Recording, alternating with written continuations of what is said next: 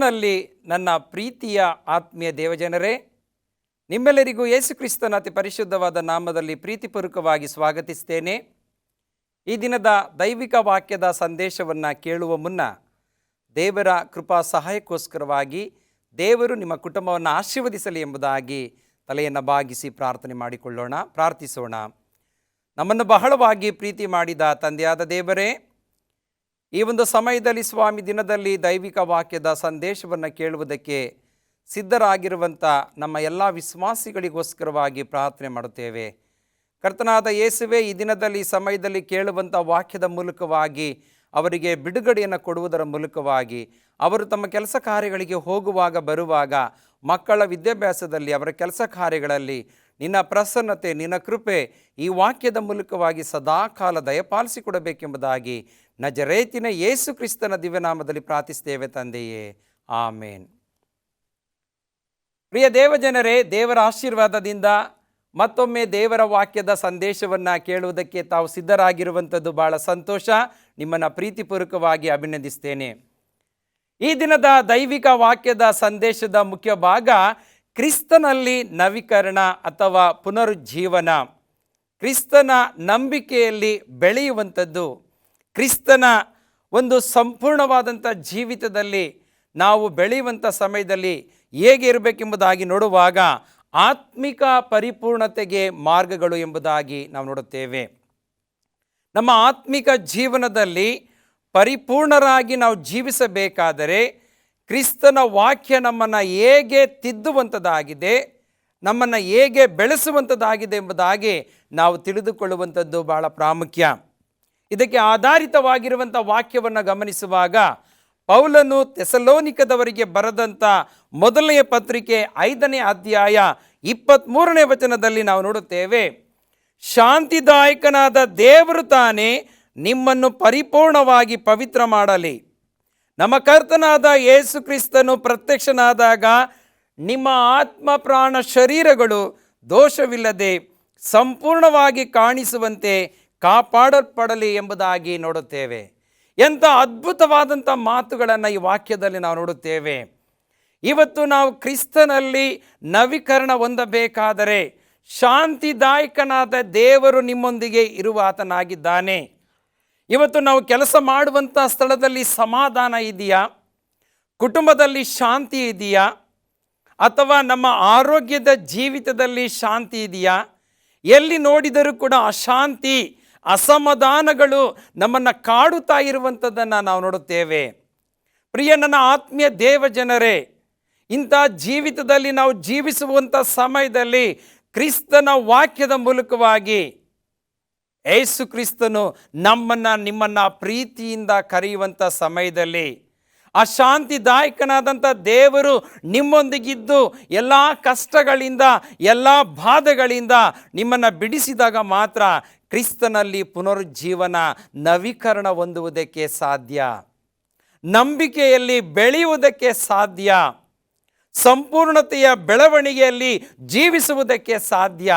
ಇವತ್ತು ಎಷ್ಟೋ ಕುಟುಂಬಗಳಲ್ಲಿ ನಾವು ನೋಡುವಾಗ ಪ್ರಿಯ ವೀಕ್ಷಕರೇ, ಅಯ್ಯೋ ನನಗೆ ಆ ಸಮಸ್ಯೆಗಳಿದೆ, ನಾನು ದೇವರ ಆಲಯಕ್ಕೆ ಹೋಗುತ್ತಾ ಇದ್ದರೂ ಕೂಡ ನನಗೆ ಒಂದಲ್ಲ ಒಂದು ಸಮಸ್ಯೆಗಳು, ಅಸಮಾಧಾನಗಳು, ಅನಾರೋಗ್ಯದ ಸಮಸ್ಯೆಗಳು ನನ್ನನ್ನು ಪೀಡಿಸುತ್ತಾ ಇದೆ ಎಂಬುದಾಗಿ ಎಷ್ಟೋ ಜನರು ಅಂಗಲಾಚಿ ಕಣ್ಣೀರಿನಿಂದ ತಮ್ಮ ಕಷ್ಟಗಳನ್ನು ಸಭಾಪಾಲಕರ ಬಳಿಯಲ್ಲಿ ಹೇಳಿಕೊಳ್ಳುತ್ತಾ ಇರುವಂಥದ್ದನ್ನು ನಾವು ನೋಡುತ್ತೇವೆ. ಮನೆಗಳಿಗೆ ಭೇಟಿ ಮಾಡಿದಂಥ ಸಮಯದಲ್ಲಿ, ಪಾಸ್ಟರ್ ನನಗೆ ತುಂಬ ಕಷ್ಟ ಇದೆ, ಅನೇಕ ಸಮಸ್ಯೆ ಇದೆ, ನನಗೆ ಮನಸ್ಸಿನಲ್ಲಿ ಸಮಾಧಾನ ಇಲ್ಲ, ನನಗೆ ಶಾಂತಿ ಇಲ್ಲ, ನಾನು ಅಲ್ಲಿ ಇವರ ಬಳಿಯಲ್ಲಿ ಹೋಗಿ ಕೇಳಿದ್ದೇನೆ, ಅವರ ಬಳಿಗೆ ಹೋಗಿದ್ದೇನೆ, ಒಂದು ವೇಳೆ ಇವರ ಮಾತನ್ನು ಕೇಳಿ ಅವರು ಹೇಳಿದ ಹಾಗೆ ಆ ಸ್ಥಳಕ್ಕೆ ಹೋದೆ, ನನಗೆ ಅಲ್ಲೂ ಕೂಡ ಸಮಾಧಾನ ಇಲ್ಲ, ನಾನು ಸಭೆಗಳಿಗೆ ಹೋದರೂ ಕೂಡ ಸಮಾಧಾನ ಇಲ್ಲ ಎಂಬುದಾಗಿ ಮಾನಸಾಂತರಪಟ್ಟು ತುಂಬ ದುಃಖದಿಂದ ಅವರು ಕಷ್ಟಗಳನ್ನು ಹೇಳಿಕೊಳ್ಳುವಾಗ, ಇವತ್ತು ಅಂಥ ಪರಿಸ್ಥಿತಿಯಲ್ಲಿ ಇವತ್ತು ನೀವುಗಳು ಜೀವಿಸುವುದಾದರೆ ಯೇಸು ಕ್ರಿಸ್ತನು ಹೇಳುವಂಥ ಮಾತು, ಶಾಂತಿದಾಯಕನಾದಂಥ ದೇವರು ನಾನು ನಿನ್ನ ಸಂಗಡ ಇದ್ದು ನಿನ್ನ ಜೀವಿತದಲ್ಲಿ ಒಂದು ಹೊಸತನವನ್ನು ನಾನು ಮಾಡುವುದಕ್ಕೆ ಶಕ್ತನಿದ್ದೇನೆ. ಯಾಕೆಂದರೆ ಪರಿಪೂರ್ಣವಾಗಿ ಪವಿತ್ರ ಮಾಡುವುದಕ್ಕೆ ಶಕ್ತನಾಗಿದ್ದಾನೆ. ಯಾಕೆಂದರೆ ಯೇಸು ಕ್ರಿಸ್ತನು ಪ್ರತ್ಯಕ್ಷನಾಗುವಾಗ, ಎರಡನೇ ಸಾರಿ ಬರುವಾಗ ನಿಮ್ಮ ಆತ್ಮ ಪ್ರಾಣ ಶರೀರಗಳು ನಿಮ್ಮ ಜೀವಿತದಲ್ಲಿ ಒಂದು ಹೊಸತನವನ್ನು, ನವೀಕರಣವನ್ನು ದೇವರು ತನ್ನ ವಾಕ್ಯದ ಮೂಲಕವಾಗಿ ಮಾಡುವುದಕ್ಕೆ ಶಕ್ತನಾಗಿದ್ದಾನೆ. ಹೇಗೆ ಎಂಬುದಾಗಿ ನೋಡುವಾಗ, ದೋಷವಿಲ್ಲದೆ ಸಂಪೂರ್ಣವಾಗಿ ಕಾಣಿಸುವಂತೆ ಕಾಪಾಡಲ್ಪಡಲಿ.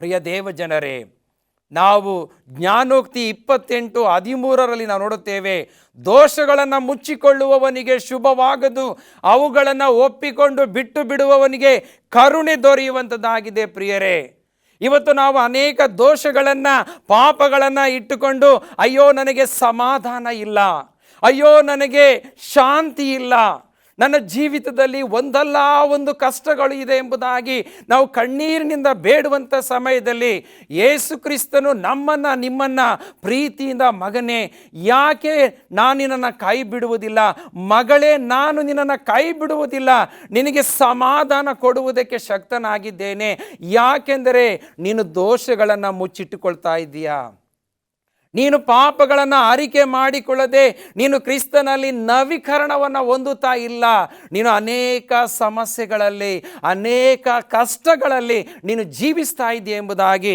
ಯೇಸು ಕ್ರಿಸ್ತನು ಹೇಳುವಾಗ, ಆತನ ಪ್ರತ್ಯಕ್ಷತೆಯ ದಿನದಲ್ಲಿ ನಮ್ಮನ್ನು, ನಿಮ್ಮನ್ನು ದೋಷವಿಲ್ಲದೆ ಸಂಪೂರ್ಣವಾಗಿ ಕಾಣಿಸುವಂತೆ ನಮ್ಮನ್ನು ಕಾಪಾಡಲ್ಪಡಲಿ ಎಂಬುದಾಗಿ ಆತನು ಬೇಡುವಂತವನಾಗಿದ್ದಾನೆ. ಯಾಕೆಂದರೆ ಪ್ರಿಯ ದೇವಜನರೇ, ನಿಮ್ಮನ್ನು ಕರೆಯುವವನು, ಇವತ್ತು ನಿಮ್ಮನ್ನು ಪ್ರೀತಿಯಿಂದ ಕರೆಯುವವನು ಯೇಸು ಕ್ರಿಸ್ತನಾಗಿದ್ದಾನೆ. ಯೇಸು ಕ್ರಿಸ್ತನ ವಾಕ್ಯದಲ್ಲಿ ಬಿಡುಗಡೆ ಇದೆ ಪ್ರಿಯರೇ, ಯೇಸು ಕ್ರಿಸ್ತನ ವಾಕ್ಯದಲ್ಲಿ ಸಮಾಧಾನ ಇದೆ ಪ್ರಿಯರೇ. ಇವತ್ತು ನಾವು ಆತನ ಆಜ್ಞೆಗಳನ್ನು, ದೇವರ ವಾಕ್ಯವನ್ನು ಸಂಪೂರ್ಣವಾದ ಮನಸ್ಸಿನಲ್ಲಿ ನಾವು ಕೈಕೊಂಡು ನಡೆಯುವಾಗ ಆತನು ಕರೆಯುವಂಥ ದೇವರು ನಂಬಿಗಸ್ತನಾಗಿದ್ದಾನೆ. ಆತನು ತನ್ನ ಕಾರ್ಯವನ್ನು ಸಾಧಿಸುವವನು ಕೂಡ ಆಗಿದ್ದಾನೆ. ಹಾಗಾಗಿ ಆ ಶಾಂತಿದಾಯಕನಾದ ದೇವರು ನಿಮ್ಮನ್ನು ಪ್ರೀತಿಯಿಂದ ಕಾಯುವುದಕ್ಕೆ ಶಕ್ತನಾಗಿದ್ದಾನೆ. ಯಾಕೆಂದರೆ 1 ಥೆಸಲೋನಿಕ ಮೊದಲನೇದಾಗಿ ದೇವರ ವಾಕ್ಯದಲ್ಲಿ ನಾವು ಬೆಳೆಯಬೇಕಾಗಿದೆ. ಪೌಲನು ಥೆಸಲೋನಿಕದವರಿಗೆ ಬರೆದಂಥ ಮೊದಲನೇ ಪತ್ರಿಕೆ 1ನೇ ಅಧ್ಯಾಯ 5ನೇ ವಚನದಲ್ಲಿ ನಾವು ನೋಡುವಂಥ ಸಮಯದಲ್ಲಿ ಅಲ್ಲಿ ದೇವರ ವಾಕ್ಯವು ಈ ರೀತಿಯಾಗಿ ಬರೆಯಲ್ಪಟ್ಟಿದೆ ಪ್ರಿಯರೇ, ಆತನು ನಿಮ್ಮನ್ನು ಆದುಕೊಂಡನೆಂಬುದನ್ನು ನಾವು ಸಾರಿದ ಸುವಾರ್ತೆಯು ನಿಮ್ಮಲ್ಲಿ ಬರೀ ಮಾತಾಗಿ ಬಾರದೆ ಶಕ್ತಿಯೊಡನೆಯೂ ಪವಿತ್ರಾತ್ಮದೊಡನೆಯೂ ಬಹು ನಿಶ್ಚಯದೊಡನೆಯೂ ಬಂತೆಂಬುದನ್ನು ಬಲ್ಲೆವು. ಇವತ್ತು ದೇವರ ವಾಕ್ಯವು ಶಕ್ತಿಯಲ್ಲಿಯೂ ಪವಿತ್ರಾತ್ಮದಲ್ಲಿಯೂ ಬಂದು ನಮ್ಮನ್ನು ಬಲಗೊಳಿಸಿದೆ, ನಮ್ಮನ್ನು ಬಿಡುಗಡೆಗೊಳಿಸಿದೆ ಎಂಬುದಾಗಿ ನಾವು ತಿಳಿದುಕೊಳ್ಳಬೇಕಾಗಿದೆ. ಹಾಗಾಗಿ ದೇವರ ವಾಕ್ಯದಲ್ಲಿ ಶಕ್ತಿ ಇದೆ. ಪ್ರಿಯ ದೇವಜನರೇ, ಈ ಕಾರ್ಯಕ್ರಮವನ್ನು ವೀಕ್ಷಣೆ ಮಾಡುತ್ತಾ ಇರುವಂಥ ಪ್ರಿಯ ದೇವಜನರೇ, ಪೌಲನು ಕೊರಿಂಥದವರಿಗೆ ಬರೆದಂಥ ಮೊದಲನೇ ಪತ್ರಿಕೆ 4ನೇ ಅಧ್ಯಾಯ 20ನೇ ವಚನದಲ್ಲಿ ನಾವು ನೋಡುವಂಥ ಸಮಯದಲ್ಲಿ ದೇವರ ರಾಜ್ಯವು ಮಾತಿನಲ್ಲಿ ಇಲ್ಲ, ಶಕ್ತಿಯಲ್ಲಿಯೇ ಆಧಾರಗೊಂಡಿದೆ. ದೇವರ ರಾಜ್ಯವು ಮಾತಿನಲ್ಲ ಪ್ರಿಯರೇ, ಶಕ್ತಿಯಲ್ಲಿ ಆಧಾರಗೊಂಡಿದೆ ಪ್ರಿಯರೇ. ಆತನ ವಾಕ್ಯದಲ್ಲಿ ಒಂದು ಬಲ ಇದೆ, ಆತನ ವಾಕ್ಯದಲ್ಲಿ ಸ್ವಸ್ಥತೆ ಇದೆ ಪ್ರಿಯರೇ.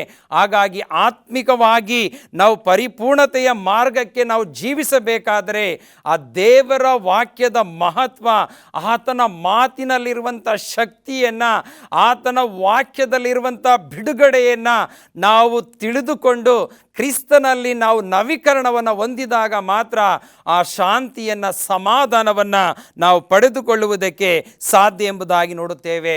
ಯಾಕೆಂದರೆ ಪೌಲನು ಕೊರಿಂಥದವರಿಗೆ ಬರೆದಂಥ ಮೊದಲನೇ ಪತ್ರಿಕೆ 2ನೇ ಅಧ್ಯಾಯ 4ನೇ ವಚನದಿಂದ ನಾವು ಓದುತ್ತಾ ಬರುವುದಾದರೆ ಅಲ್ಲಿ ದೇವರ ವಾಕ್ಯವು ಸ್ಪಷ್ಟವಾಗಿ ಈ ರೀತಿಯಾಗಿ ಬರೆಯಲ್ಪಟ್ಟಿದೆ ಪ್ರಿಯರೇ.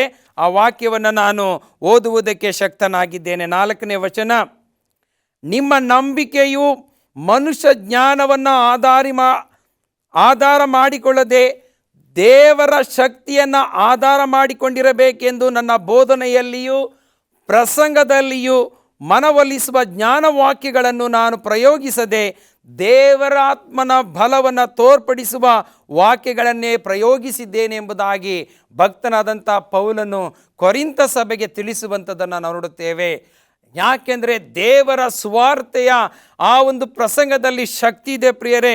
ಯಾವುದೇ ನಾವು ಮನುಷ್ಯ ಜ್ಞಾನವನ್ನು ಆಧಾರ ಮಾಡಿಕೊಳ್ಳದೆ, ಮನುಷ್ಯರ ಮಾತನ್ನು ಕೇಳದೆ, ದೇವರ ವಾಕ್ಯವನ್ನು ಸರಿಯಾಗಿ ಆಲಿಸಿ ಅದರ ಮಹತ್ವವನ್ನು ಅರಿತುಕೊಂಡು ಆ ಮಹತ್ವದ ಪ್ರಕಾರವಾಗಿ ದೇವರ ವಾಕ್ಯ ನಮ್ಮನ್ನು ಯಾವ ಮಾರ್ಗದಲ್ಲಿ ನಡೆಸುತ್ತೆ ಎಂಬುದಾಗಿ ತಿಳಿದುಕೊಂಡು ಹೋಗುವಾಗ ಆ ಬೋಧನೆಯಲ್ಲಿಯೂ ಪ್ರಸಂಗದಲ್ಲಿಯೂ ಮನವೊಲಿಸುವಂಥ ಆ ದೇವರ ಜ್ಞಾನ ವಾಕ್ಯಗಳನ್ನು ನಾವು ದೇವರ ಆತ್ಮನ ಬಲವನ್ನು ತೋರ್ಪಡಿಸುವಂಥ ವಾಕ್ಯದಲ್ಲಿ ನಾವು ಬೆಳೆಯುವಂಥ ಸಮಯದಲ್ಲಿ ಕ್ರಿಸ್ತನ ಪ್ರಸನ್ನತೆ, ಕ್ರಿಸ್ತನ ಆಶೀರ್ವಾದ ನಮ್ಮ ಮೇಲೆ ಯಾವಾಗಲೂ ಕೂಡ ಇದ್ದು ಪವಿತ್ರಾತ್ಮನ ಪರಿಪೂರ್ಣತೆಗೆ ನಾವು ಸಿದ್ಧರಾಗಿ ಆತ್ಮಿಕವಾಗಿ ಬಲವನ್ನು ಹೊಂದುವುದಕ್ಕೆ ಸಾಧ್ಯ ಪ್ರಿಯರೇ.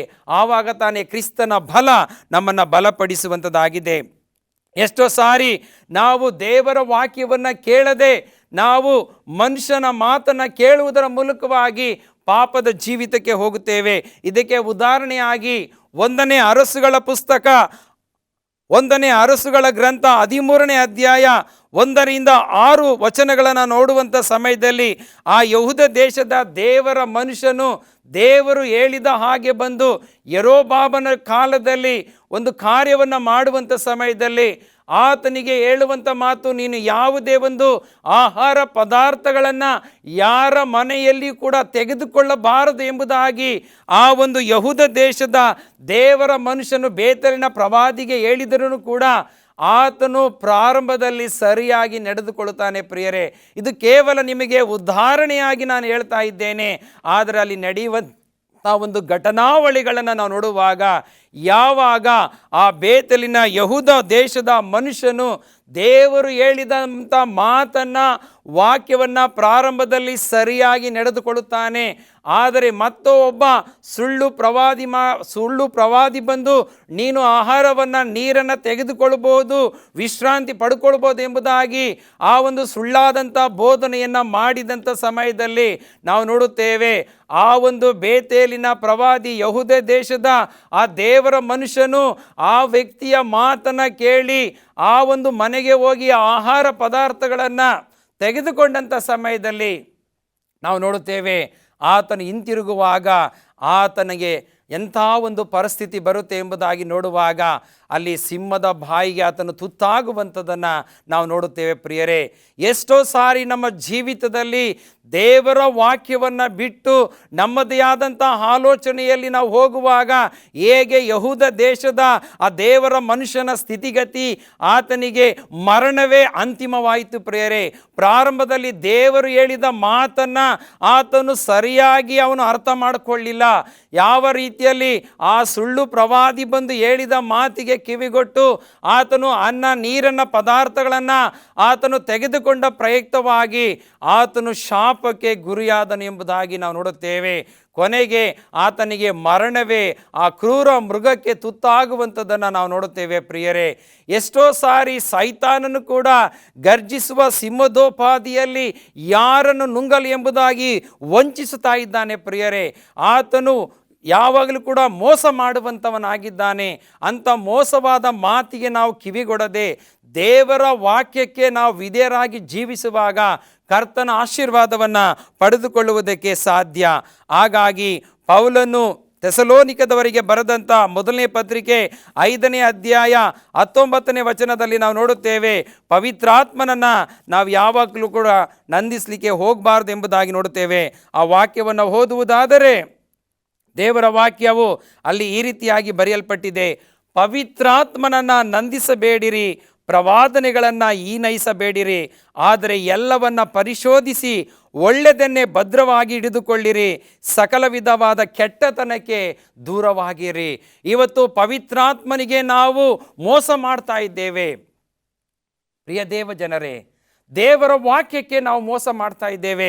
ದೇವರ ವಾಕ್ಯ ಸ್ಪಷ್ಟವಾಗಿ ಹೇಳುವಂಥದ್ದಾಗಿದೆ, ಪ್ರವಾದನೆಗಳನ್ನು ಹೀನೈಸಬೇಡಬೇಡಿರಿ. ಹೇಗೆ ಆ ಯಹೂದ ದೇಶದ ಆ ದೇವರ ಮನುಷ್ಯನು ದೇವರು ಕೊಟ್ಟಂಥ ಪ್ರವಾದನೆಗಳನ್ನು ಆತನು ಪ್ರಾರಂಭದಲ್ಲಿ ಸ್ವೀಕಾರ ಮಾಡಿಕೊಂಡಿದ್ದಾಗಿಯೂ ಆತನು ಆ ಸುಳ್ಳು ಪ್ರವಾದಿ ಬಂದು ಹೇಳಿದಂಥ ಮಾತನಾತನು ಕೇಳಿ ಆತನು ಎಂಥ ಸಂಕಷ್ಟಕ್ಕೆ ಒಳಗಾದನು ಎಂಬುದಾಗಿ ದಯಮಾಡಿ ನೀವು ಸತ್ಯವೇದವಿರುವುದಾದರೆ ನೀವು 1ನೇ ಅರಸು 13ನೇ ಅಧ್ಯಾಯ ಪೂರ್ತಿ ಎಲ್ಲ ವಚನಗಳನ್ನು ಓದುವಾಗ ಅಲ್ಲಿ ಸ್ಪಷ್ಟವಾಗಿ ಆ ದೃಷ್ಟಾಂತ ನಿಮಗೆ ಅರ್ಥವಾಗುತ್ತೆ ಪ್ರಿಯರೇ. ಹಾಗಾಗಿ ಇವತ್ತಿನ ದಿನದಲ್ಲಿ ನಮ್ಮ ಜೀವಿತದಲ್ಲಿ ಪ್ರವಾದನೆಗಳನ್ನು ನಾವು ಈನೈಸಲಿಕ್ಕೆ ಹೋಗಬಾರದು. ಅದನ್ನು ಸರಿಯಾಗಿ ಪರಿಶೋಧಿಸಿ ಅದರ ಅರ್ಥವನ್ನು ತಿಳಿದುಕೊಳ್ಳುವಂಥದ್ದು ಬಹಳ ಪ್ರಾಮುಖ್ಯ. ಆದರೆ ಎಲ್ಲವನ್ನ ಪರಿಶೋಧಿಸಿ ಒಳ್ಳೆಯದನ್ನು ಭದ್ರವಾಗಿ ನಾವು ಹಿಡಿದುಕೊಳ್ಬೇಕಾಗಿದೆ. ಇವತ್ತಿನ ದಿನದಲ್ಲಿ ಕ್ರಿಸ್ತನಲ್ಲಿ ನವೀಕರಣ ಹೊಂದಬೇಕಾದರೆ ಕ್ರಿಸ್ತನ ವಾಕ್ಯವನ್ನು ನಾವು ಭದ್ರವಾಗಿ ಹಿಡಿದುಕೊಂಡು ಆತನ ಮಾರ್ಗದಲ್ಲಿ ನಾವು ಜೀವಿಸುವಾಗ ಸಕಲ ವಿಧವಾದಂಥ ಕೆಟ್ಟತನದಿಂದ ನಾವು ದೂರವಾಗಿರಬೇಕೆಂಬುದಾಗಿ ನಾವು ನೋಡುತ್ತೇವೆ. ಆವಾಗ ತಾನೇ ಆ ಸಕಲ ವಿಧವಾದಂಥ ಪಾಪದಿಂದ ಆ ಸಕಲ ವಿಧವಾದಂಥ ಕೆಟ್ಟತನದಿಂದ ದೂರವಾದಾಗ ದೇವರು ನಮಗೆ ಶಾಂತಿಯನ್ನು ಸಮಾಧಾನವನ್ನು ಕೊಡುವುದಕ್ಕೆ ಶಕ್ತನಾಗಿದ್ದಾನೆ. ಪ್ರಿಯ ನನ್ನ ಆತ್ಮೀಯ ದೇವಜನರೇ, ಈ ಕಾರ್ಯಕ್ರಮದ ಮೂಲಕವಾಗಿ ಒಂದು ವೇಳೆ ಸಮಾಧಾನವನ್ನು ಕಳೆದುಕೊಂಡಂಥ ನಿಮ್ಮ ಜೀವಿತದಲ್ಲಿ ದುಃಖ ಎಂಬುವಂಥದ್ದು ನಿಮ್ಮನ್ನು ಪೀಡಿಸುತ್ತಾ ಇರುವಂಥದ್ದಲ್ಲಿ, ದುಃಖ ಅನ್ನುವಂಥದ್ದು ತುಂಬಿರುವಂಥ ಸಮಯದಲ್ಲಿ ದೇವರ ವಾಕ್ಯದ ಮೂಲಕವಾಗಿ ದೇವರು ನಿಮಗೆ ಬಲಪಡಿಸುವಂಥವನಾಗಿದ್ದಾನೆ. ಯಾಕೆಂದರೆ 2 ತಿಮೋಥೆಯನಿಗೆ ಬರೆದಂಥ ಪತ್ರಿಕೆ 1ನೇ ಅಧ್ಯಾಯ 6 ಮತ್ತು 7ರಲ್ಲಿ ನೋಡುತ್ತೇವೆ, ನಿಮ್ಮ ಹೃದಯವು ಬಲ ಶಿಕ್ಷಣ ಆತ್ಮವೇ ಹೊರತು ಏಡಿತನದ ಆತ್ಮವಲ್ಲ, ಬಲ ಶಿಕ್ಷಣ ಪ್ರೀತಿಯಿಂದ ಕೂಡಿದಂಥ ಹೃದಯವಾಗಿದೆ ಪ್ರಿಯರೇ, ಏಡಿತನದ ಆತ್ಮವಲ್ಲ. ಯಾಕೆಂದರೆ ನಮ್ಮಲ್ಲಿ ದೇವರ ಪವಿತ್ರಾತ್ಮನ ಬಲ ವಾಕ್ಯದಿಂದ ತುಂಬಿರುವಾಗ ದೇವರು ನಮ್ಮನ್ನು ಬಲಪಡಿಸುವುದಕ್ಕೆ ಶಕ್ತನಾಗಿದ್ದಾನೆ. ಯಾಕೆಂದರೆ ಪವಿತ್ರಾತ್ಮನ ವರಗಳನ್ನು ನಾವು ಯಾವಾಗಲೂ ಕೂಡ ತಾತ್ಸಾರ ಮಾಡಬಾರದೆಂಬುದಾಗಿ ದೇವರ ವಾಕ್ಯ ಹೇಳುತ್ತೆ. ಯಾಕೆಂದರೆ ಪೌಲನು ಥೆಸಲೋನಿಕದವರಿಗೆ ಬರೆದಂಥ 1ನೇ ಪತ್ರಿಕೆ 4ನೇ ಅಧ್ಯಾಯ 8ನೇ ವಚನದಲ್ಲಿ ನಾವು ನೋಡುತ್ತೇವೆ, ಹೀಗಿರಲು ಈ ಮಾತನ್ನು ತಾತ್ಸಾರ ಮಾಡುವವನು ಮನುಷ್ಯನನ್ನು ತಿರಸ್ಕರಿಸುವುದು ಮಾತ್ರವಲ್ಲದೆ ಪವಿತ್ರಾತ್ಮವರವನ್ನು ನಿಮಗೆ ದಯಪಾಲಿಸುವ ದೇವರನ್ನು ಕೂಡ ತಿರಸ್ಕರಿಸುವಂಥವನಾಗಿದ್ದಾನೆ. ಎಷ್ಟೋ ಸಾರಿ ದೇವರ ಮಹತ್ವವನ್ನು ದೇವರ ಆಶೀರ್ವಾದವನ್ನು ನಾವು ತಿರಸ್ಕಾರ ಮಾಡ್ತಾ ಇದ್ದೇವೆ ಪ್ರಿಯರೇ.